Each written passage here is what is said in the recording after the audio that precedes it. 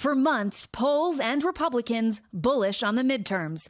But now, growing concern, even though the loudest voice in the GOP says the red wave is coming.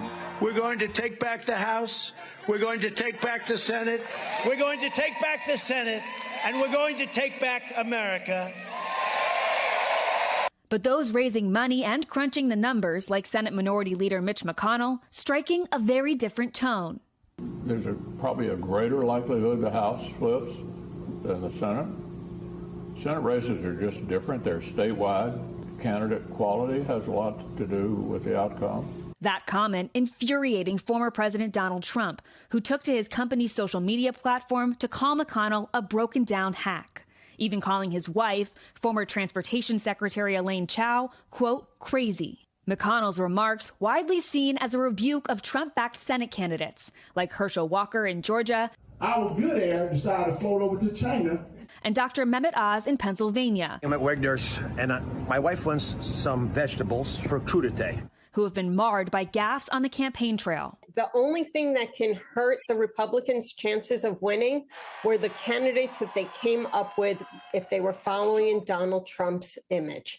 And that's exactly what has happened. To regain control of the Senate, Republicans need a net gain of just one seat, a feat that once seemed like a foregone conclusion. But new NBC News polling suggests the tide may be turning in the Democrats' favor, with threats to democracy topping a list of issues voters are concerned about, and 57% saying investigations into President Trump should continue. It's a poisonous toxin that is spreading everywhere, dragging politics down. And Democrats closing what's called the enthusiasm gap. Who's more excited to vote? Republicans only lead by 2 points now. In March, they led by 17. The shift driven in large part by the Supreme Court overturning Roe v. Wade. I'm going to vote because I feel like I can't not vote in this climate. Maura Barrett is traveling with President Biden in Rehoboth Beach, Delaware, and joins us now. So, Maura, Democrats are closing that enthusiasm gap ahead of the midterms, but there are some troubling numbers for the president in that polling as well.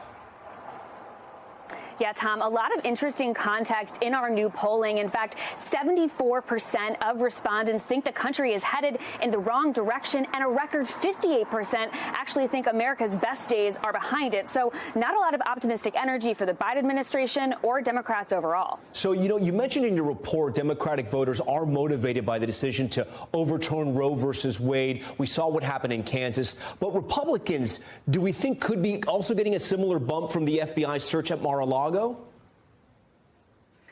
the faction of the Republican Party that are Trump loyalists, potentially, yes. A new Politico poll finds that Trump now is 10 points ahead of potentially 2024 candidate Ron DeSantis. So as we're painting a picture looking ahead to a potential presidential matchup, that's very key there. And the Washington Post is also reporting that the former president saw a major bump in political fundraising of up to a little more than $1 million a day since the FBI search. Tom? Thanks for watching our YouTube channel. Follow today's top stories and breaking news by downloading the NBC News app.